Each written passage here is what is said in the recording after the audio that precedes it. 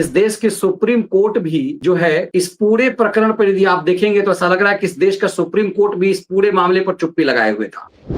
ये तस्वीर आई है संभल के उस सबसे बड़े मस्जिद। ये आमतौर पे होता कि सुप्रीम कोर्ट जब तक स्टे लेने जाते काम हो गया। ये पूरे देश में सब अवैध निर्माण तोड़े जा रहे हैं। इसको आपको ये मस्जिद बड़ी विशाल मस्जिद बनी हुई थी कि आप कल्पना नहीं कर सकते थे कि इतनी विशाल मस्जिद और इस तरह फर्जीवाड़े में जमीन कब्जा करके जमीन की डकैती डाल के बनी है और साथ में 35 मकान।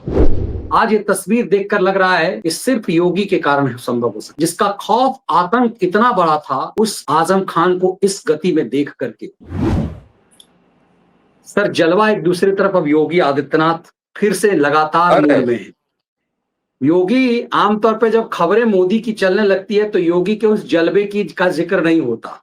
आज कुछ ऐसे मस्जिद ध्वस्त करते हुए दिखाई दिए जिसका अपना एक प्रभाव था। इस देश के सुप्रीम कोर्ट भी जो है इस पूरे प्रकरण पर यदि आप देखेंगे तो ऐसा लग रहा है कि इस देश का सुप्रीम कोर्ट भी इस पूरे मामले पर चुप्पी लगाए हुए था। सुप्रीम कोर्ट को भी जो बुलडोजर पर हमेशा ब्रेक की बात कर रहे थे, उन्हें मुझे लगता है सबसे पहले योगी आदित्यनाथ को ही सुन लेते हैं कि योगी का जलवा किस रूप में आज आया है, पहले उसके बाद हम दृश्य देखेंगे उसको। पहचान को कभी समाप्त नहीं, ये जातिवाद की राजनीति पर्व और त्योहारों में भी आपके उत्साह को भंग करती थी, विघ्न बाधा खड़ी करती थी। निर्दोष हिंदुओं पर झूठे मुकदमे दर्ज होते थे, बेटी और बहनों की इज्जत के साथ खिलवाड़ होता था। आप कॉलेज सिविल नेशनल कॉलेज में अजीत राय नाम के एक लड़के की हत्या मात्र इसलिए कर दी थी क्योंकि उसने रिपब्लिक के वंदे मातरम गाने की वकालत की थी। केवल इसी में उनकी हत्या की। आज कोई दुस्साहस नहीं कर सकता। आज आप वंदे मातरम बड़े शान से गाइए। राष्ट्र की आन शान के प्रतीक तिरंगा यात्रा भी आपने ऑपरेशन समर्थन में निकाली। लोक माता अहिल्याबाई होलकर को सम्मान दिया। वही आपका बात ऐसे बीच में विकास और राष्ट्रवाद के मुद्दे पर आगे बढ़ना पड़ेगा। प्रधानमंत्री मोदी जी ने जो विजन हमें दिया है, विकसित भारत की संकल्पना को साकार करने के लिए हमें प्राण प्रण से जुटना पड़ेगा। ये 3,000-4,000 करोड़ रुपए की जो डकैती डाल रही थे, कौन डाल रहे थे? ये वही लोग हैं जो आज आपको गुमराह करने के लिए फिर से ईमानदारी का चेहरा दिखाने के लिए आपके पास आएंगे। अब तो इन्होंने पूर्वांचल एक्सप्रेसवे नहीं बनाया, महाराज सोहेल देव के नाम पे विश्वविद्यालय नहीं बनाया। वे विकास नहीं करते थे, वे तो मुंबई की डी कंपनी को पालते थे। डी कंपनी को, दाऊद गिरोह को पालते थे, पार्टनरशिप करते थे, उनके साथ मिल करके बंदर बांट करते थे, सुरक्षा में सेंध लगाते थे। कोई आतंकी वारदात होती थी, बदनाम आजमगढ़ होता था, पहचान का संकट मेरे इन नौजवानों के सामने आता था। आज तो ऐसा नहीं है।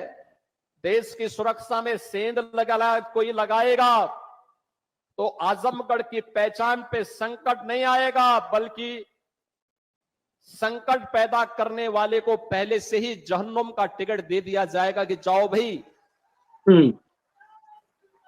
देश की सुरक्षा पर कोई खिलवाड़ नहीं, ये नया भारत है।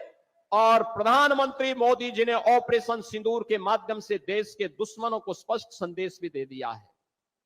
कोई भारत की सुरक्षा में सेंध लगाएगा, आतंकवाद को भड़काएगा, आतंकवाद को प्रेरित और प्रोत्साहित करेगा तो घुस करके मारेंगे, चाहे वह सर्जिकल स्ट्राइक हो, एयर स्ट्राइक हो, ऑपरेशन सिंदूर हो।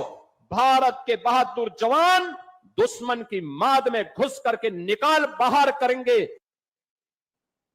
मोदी योगी बात तो कर रहे थे दूसरे ढंग से, लेकिन जलवा ऐसा था कि आज तस्वीरें जो आई सामने से, जरा कुछ तस्वीरों को देख लीजिए। ये तस्वीर आई है संभल के उस सबसे बड़े मस्जिद की। ये आमतौर पे होता कि सुप्रीम कोर्ट जब तक स्टे लेने जाते काम हो गया।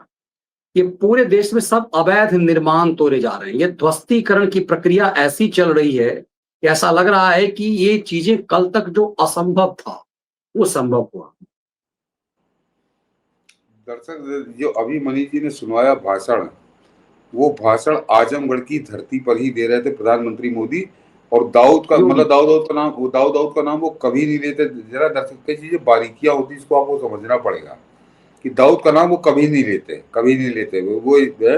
लेकिन जब आजमगढ़ की धरती पे बात कर रहे थे, उन्होंने दाऊद का नाम लेकर कहा कि जहन्नुम जाना पड़ेगा जो इस तरह के काम करेंगे, क्योंकि दाऊद का बड़ा गहरा कनेक्शन आजमगढ़ से है। दाऊद के जो अपराधी थे, जो किराए के हत्यारे थे, वो आजमगढ़ एक तरह से उनकी सप्लाई का कारखाना बना हुआ था।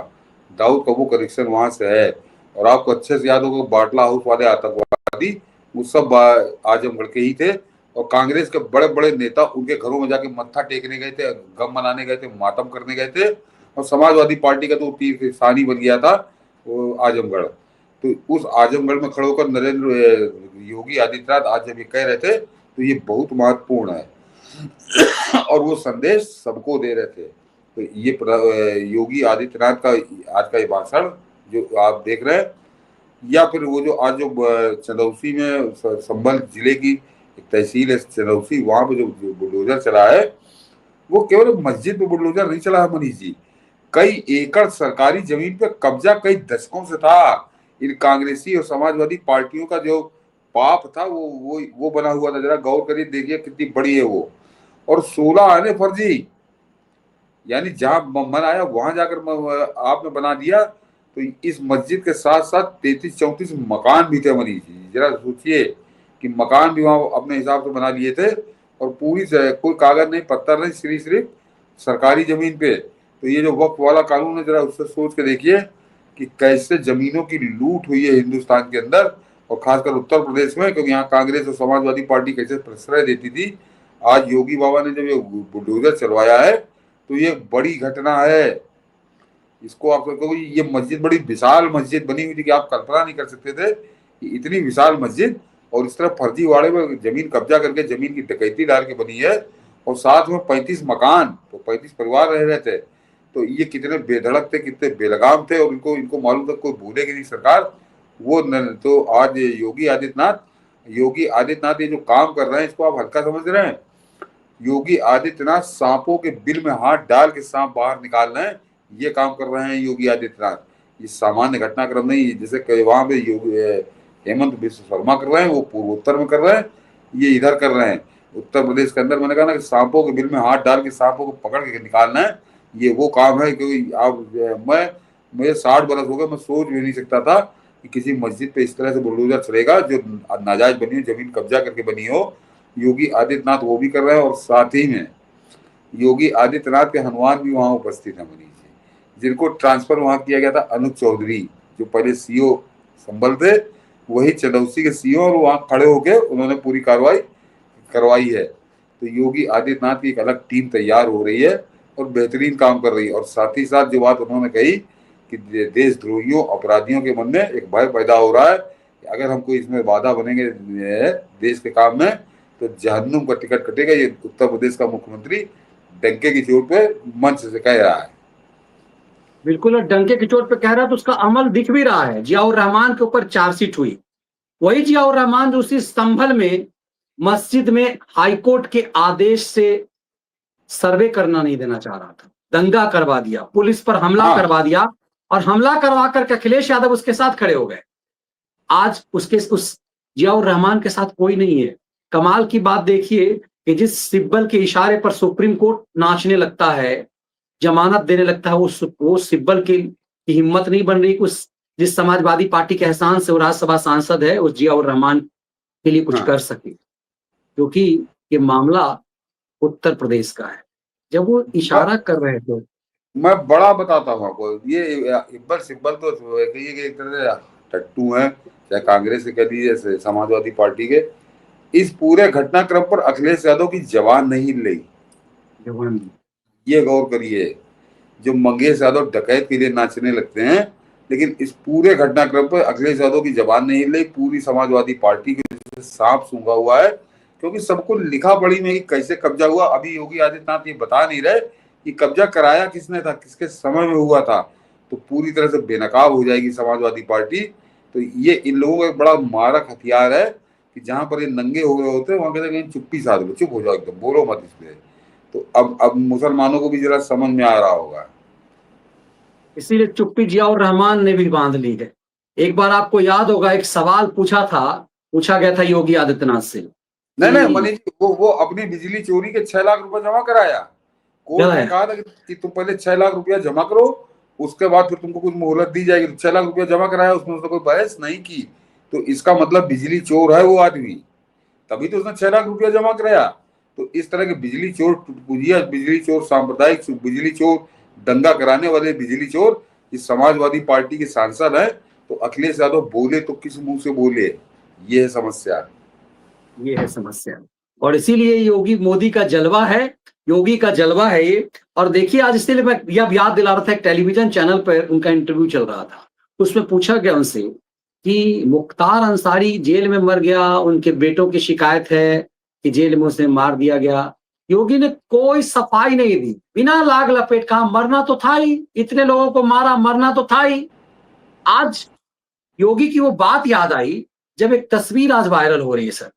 आज आजम खान का बेटवा गया था सीतापुर जेल, और सीतापुर जेल से एक तस्वीर आई, दुनिया देख रही थी कि सीतापुर जेल में जब आजम खान के पास का बेटवा आजम खान का गया, तो वहां उस जेल में एकदम भिखारी की तरह, लाचार व्यक्ति की तरह खड़ा था।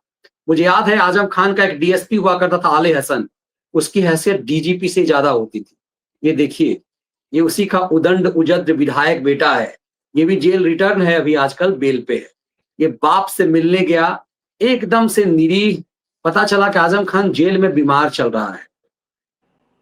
जब इसके बेटा से पूछा गया तो बोला हाँ जेल में तो ऐसे ही होता है। एक समय जलवा इन लोगों का था कि ये इसका बाप जो आजम खान जयाप्रदा की चड्डी का कलर बताया करता था, अपमानित करता था। ये आईएएस ऑफिसर को कहता था कि तुमसे मैं मायावती के जूते साफ कराऊंगा। मायावती का जूता साफ कराना मतलब समझ लीजिए कि ये मायावती को भी अपमानित करता था कि जूता मायावती का साफ करवाएंगे, मतलब वो चूंकि जिस जाति से है उस जाति को अपमानित करता था। आज ये तस्वीर देखकर लग रहा है कि सिर्फ योगी के कारण संभव हो सकता है, जिसका खौफ आतंक इतना बड़ा था, उस आजम खान को इस गति में देख करके सुकून मिल रहा होगा उत्तर प्रदेश में। मनीष जी, ये लोग इसी लायक थे, कैसे कैसे लोग क्या क्या हो गए थे, ये कहानी बता रहा उत्तर प्रदेश कि सोच लीजिए आजम खान जो है, इसको डिप्टी चीफ मिनिस्टर कहा जाता था, दूसरा चीफ मिनिस्टर नंबर 2 कहा जाता था। ये कहा जाता था कि उत्तर प्रदेश में 4.5 मुख्यमंत्री हैं, तो दूसरे नंबर पर आजम खान हुआ करता था, बाकी इसके बाद आते थे। ये जलवा हुआ करता था, हम लोगों ने देखा है। मतलब इसने सारी हदें पार कर दी थी। और जैसे अभी आपने मस्जिद का दिखाया, वैसे इसने पूरी डकैती डाल के यूनिवर्सिटी खड़ी कर दी। और यूनिवर्सिटी किसके नाम से? उस आदमी के नाम से यूनिवर्सिटी बनी थी, जरा गौर करिए, वो मोहम्मद अली जौहर, जिसने बाकायदे अफगानिस्तान के राजा को चिट्ठी लिखकर न्योता दिया था कि यहाँ पर आके दारुल इस्लाम बना दो, क्योंकि यहाँ पे काफिरों का शासन है हिंदुस्तान में, तो आके कब्जा करो और यहाँ पे इस्लाम का शासन स्थापित करो। ये चिट्ठी लिखी थी उस मोहम्मद अली जौहर ने, उसके नाम से यूनिवर्सिटी बन रही थी। और यहाँ की समाजवादी पार्टी उसको जमीन की पूरी छूट दी थी कि चाहे जिसकी जमीन लूट लो, चाहे किसी आदमी की जमीन लूट लो, चाहे सरकारी जमीन लूट लो, और उस देशद्रोही गद्दार मोहम्मद अली जौहर उसके नाम से यूनिवर्सिटी बनाओ। तो ये देश का तो भट्टा बैठाने की पूरी परमानेंट तैयारी इन्होंने कर दी थी। मोहम्मद अली जौहर का जरा उठा के इतिहास देखिएगा, अब गूगल पे मिल जाएंगी आपको, एक नहीं अनेक किताबें मिल जाएंगी कि कितना बड़ा वो हिंदू द्रोही था, भारत द्रोही था। और इसी तड़प तड़प के वो मर गया कि हिंदुस्तान जो है दारुल इस्लाम बन जाए।